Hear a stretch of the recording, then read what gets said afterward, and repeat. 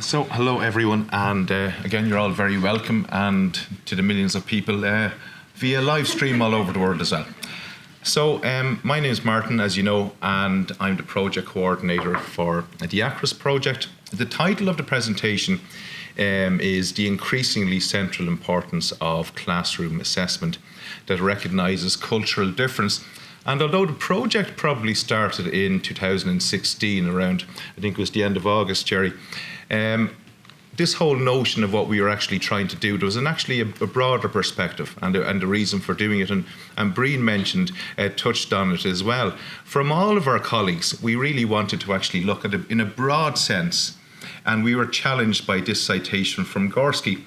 And Gorski really actually asked a question when we talk about inclusivity. He asked a question, or rather a challenge to teachers and schools.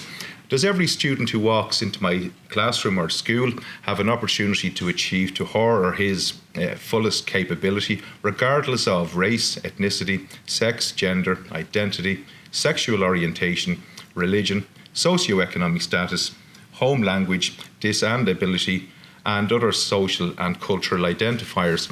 The social and cultural identifiers are particularly important within the context in which we actually live today.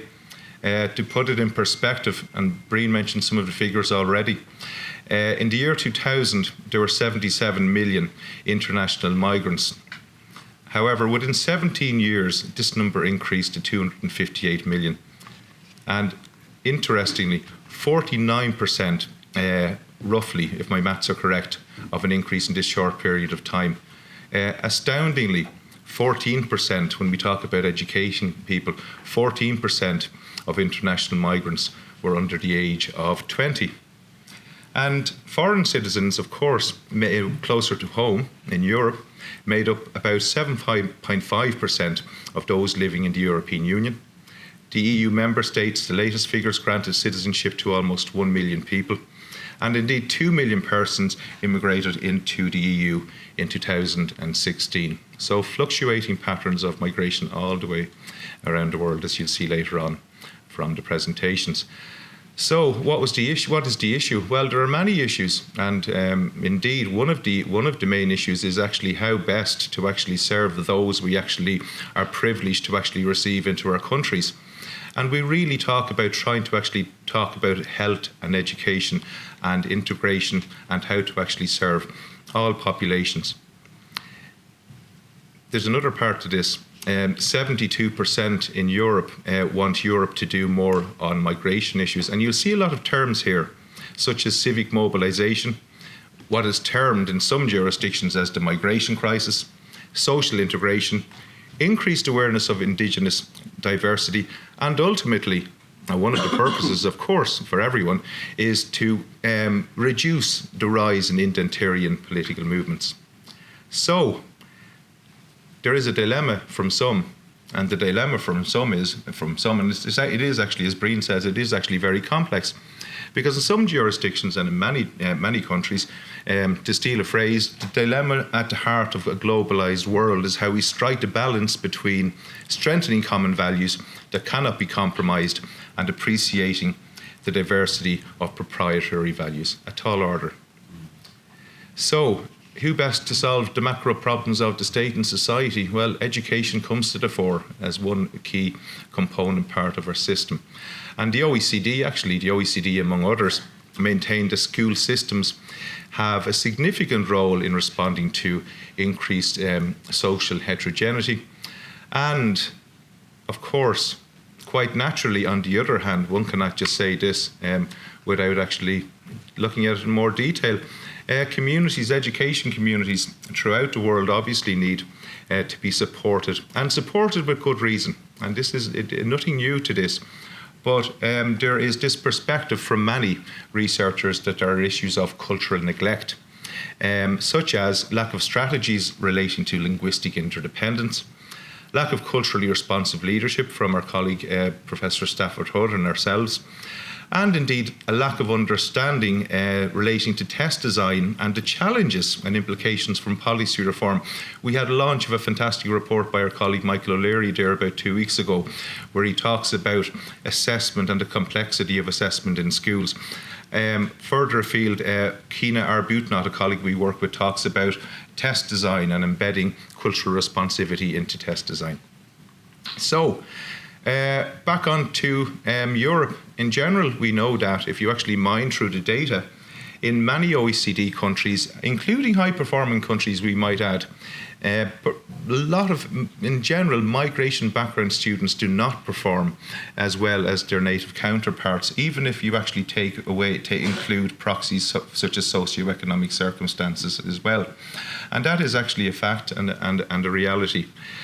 A quote from Bledsoe and Donaldson, and a very interesting quote as well, when they say that the call for culturally responsiveness has reached a deafening crescendo. Now, earlier on, I was actually there talking to the nice ladies that were setting up for us, and they asked me, what are you doing here today? And I said, we're actually having a conference on culturally responsiveness. And quite rightly, they said, what is culturally responsiveness? What do you actually mean by culturally responsive classrooms? So in general, when we talk about culturally responsive classrooms, as they are of course student-centred and by default culture-centred, and Ford and Kay state that a student-centred classroom cannot exist if culture is ignored or disregarded.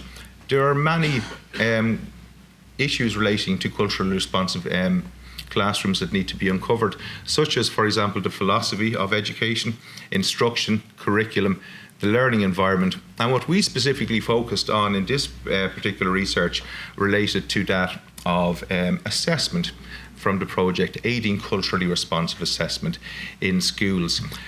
When we went through the actual research, myself, Jerry and Joe and Denise, we were looking at culturally responsive assessment in Europe. We have links as Breen talked about with CREA Illinois, where they've been doing culturally responsive assessment research for a long time.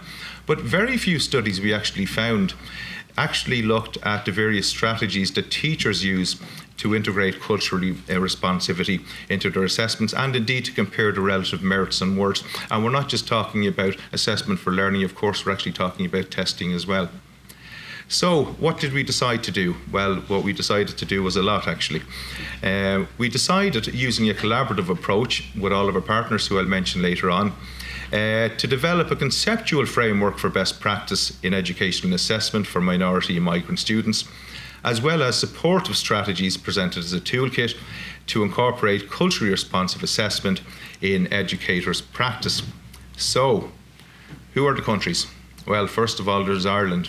In 2002, there were 224,000 non-Irish, and rapidly by 2017 there was an 85% increase. This number rapidly increased to 430,000 non-Irish.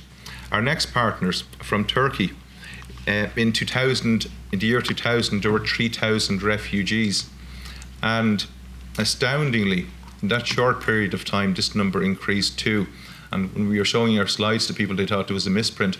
It actually went all the way up to 3 million people in that short period of time that have refugee status. Austria has similar figures, 15.2% roughly, and indeed Norway 10.6%. So, what were our objectives?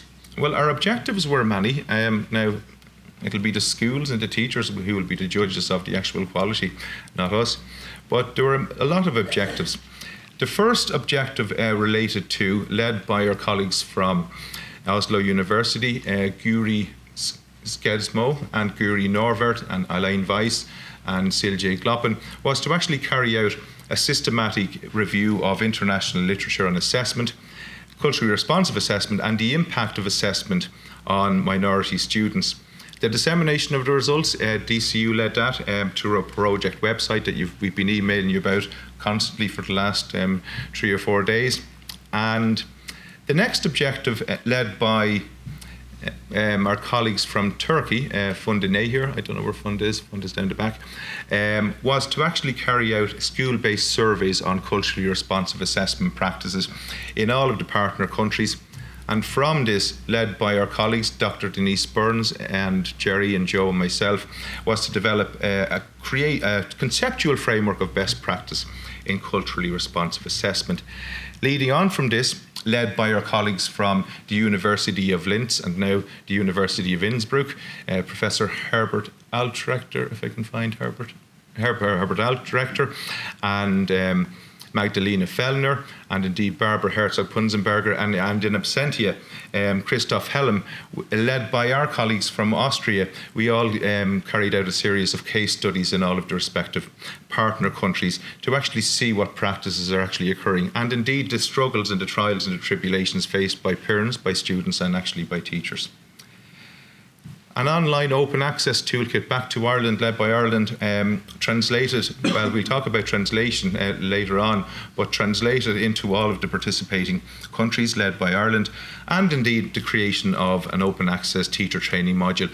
And I was told it's not a MOOC, it's an online training course on culturally responsive assessment practices, all in 3 years. And least not we forget where we actually do, well, we would have said we were doing a great job, but we needed another eyes, and we actually had an external evaluator, Dr. Cornelius Young, where's Dr. Cornelius down the back, who actually added as our guide and our external evaluator throughout the course of the project. So all of the resources, all of the toolkits, the papers, all open access, so on and so forth, they're all available on the ACRIS website, acris.eu, translated again with a lot of effort by our colleagues into the various respective languages. So, outline of the presentations. Well, there's many presentations here today. And the first presentation later on after you have coffee will be presented by our keynote speakers, Fionnuala and Ciara over here to my left. And they're going to talk about how one school has, well, as you will see, the work they are doing is actually quite astounding. How one school has embraced cultural responsiveness to enhance the quality of education provided for, and Brie mentioned again, for all students. The next presentation, what previous research tells us about assessment of migrant students, presented by our colleague Guri Norvet. And what Guri's going to talk about is the synthesis of the literature related to culturally responsive assessment. Presentation 3 by our colleague Funda Nahir is actually, Funda's going to actually give a presentation about the analysis of the actual survey data that we actually found throughout the course of the actual whole process of data analysis, etc. Penultimate presentation by our colleagues from Austria, presented by Barbara Herzog-Punzenberger, entitled What School Leaders in Austria, Ireland, Norway and Turkey Tell Us About Assessment Practices and Challenges in Their Schools. And Barbara's going to actually provide a synthesis of research derived from the case studies of assessment practices in the 4 countries. Final presentation, last but most certainly not least, Denise, where are you, Denise? You're down over here. Presented by Denise and Joe O'Hara, up down the very back.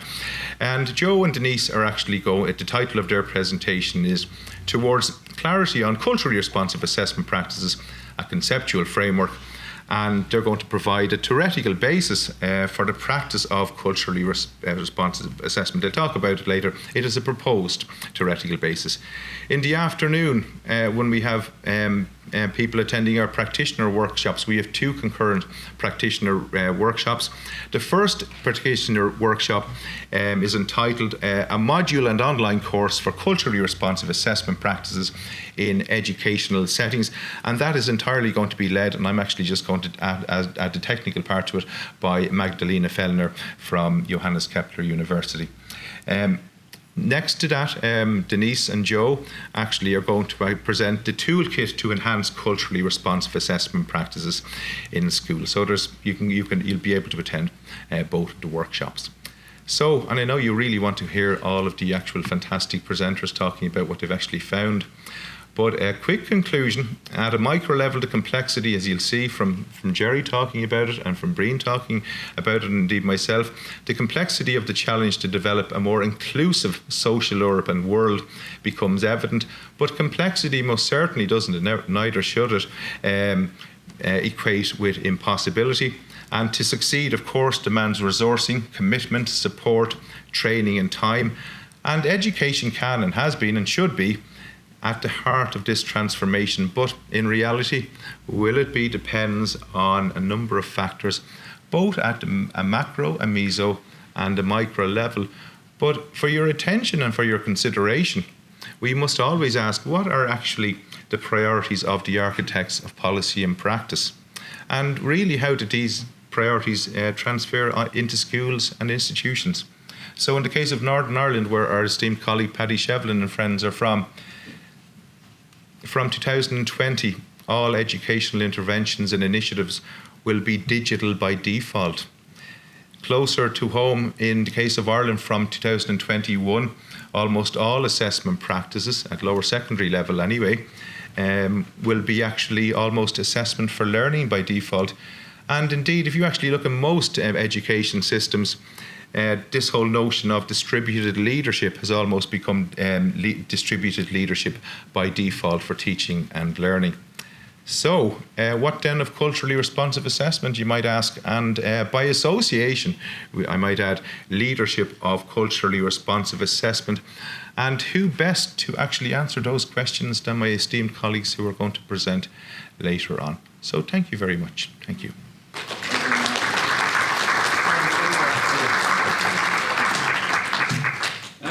Very interesting, Martin. Thanks very much. You certainly took us through that at a great clip altogether, a great speed. Can I ask, are there questions or comments at this stage? We don't want this to be all presentations one way without a bit of discussion and so forth. Yes, Paddy? Just wonder, Mark, firstly, congratulations to you and your colleagues for the excellent project and the report, which I read actually. It just seems to me the report has great further potential. I was just wondering two things, really two questions.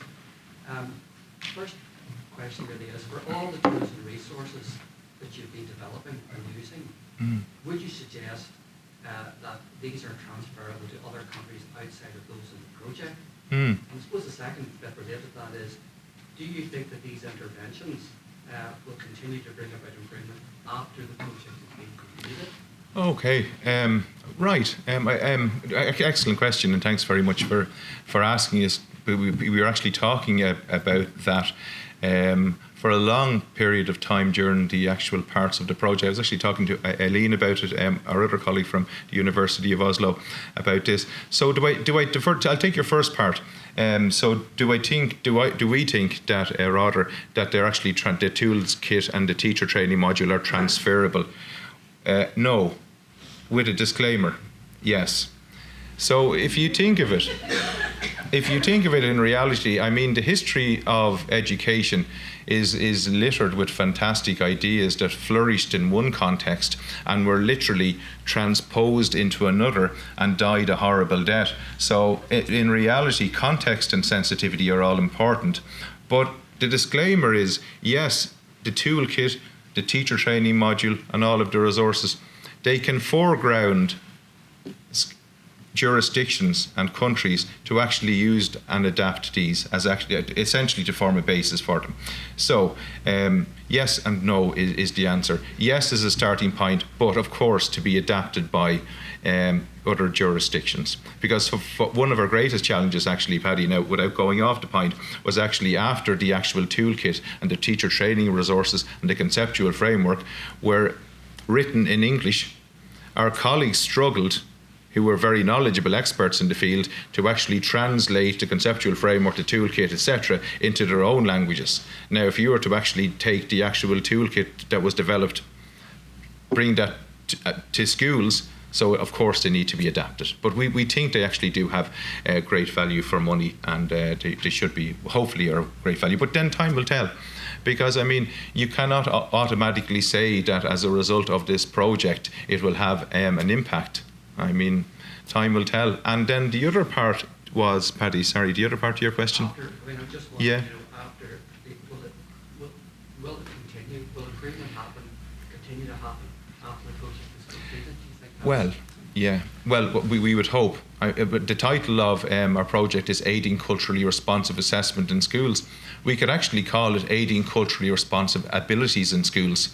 And we think it will continue, but we would like to get more jurisdictions and more organisations and more teachers actually involved in the actual project, and to expand the project more, because we think well, our presenters will say it more eloquently than we are. There's still an awful lot to be uncovered in culturally responsive assessment. But yes, we do think it needs to be expanded more. We're really only actually here at the beginning of a process. So does that answer your question? Thanks very much. Thanks. Anyone else? Yes, hello. Martin, Sorry, have you Kevin. considered extending the project into forms of gender responsive assessment? Because traditionally in forms of assessment, the male voice has dominated. I'll just take my own areas, I know particularly well, philosophy, literature, and history. It's extraordinary the extent to which the male voice predominates. And ironically and sadly, when a few short days ago, a female voice appeared in a junior certificate exam paper. She was abused on social media. Has that come up at all yet? Has it come up? No, but we didn't really go down that area, and it is probably, to be entirely honest, an area we neglected to actually look at. We could mine through the data. See, the problem was, so for example, the surveys, and I don't want to take away our speakers, but the surveys, like we actually did ask them, what is your gender, male or female? But the percentage, we sort of knew that anyway, because we know the percentage of male, female principals in schools. But we could actually, and that's actually really worth thinking about. I'm just thinking of some jurisdictions where there's actually a male-dominated voice based on various migration type customs, etc. We should, Kevin, and that's actually an excellent point that we really need to look into. But no, we didn't up to this point, to be entirely honest. But yeah, you've got me thinking though. Okay, as Brian says, it'd be good if you could extend the project. Yeah. Perhaps I could join with you and we could extend the project. You're on the team as of from now. Yes. Don't forget Northern Ireland. Northern Ireland's on the team. Anyone else? So. Thanks very much, Martin. Okay, thank you very much. And Sorry. yeah, just thank you very much. Thank you.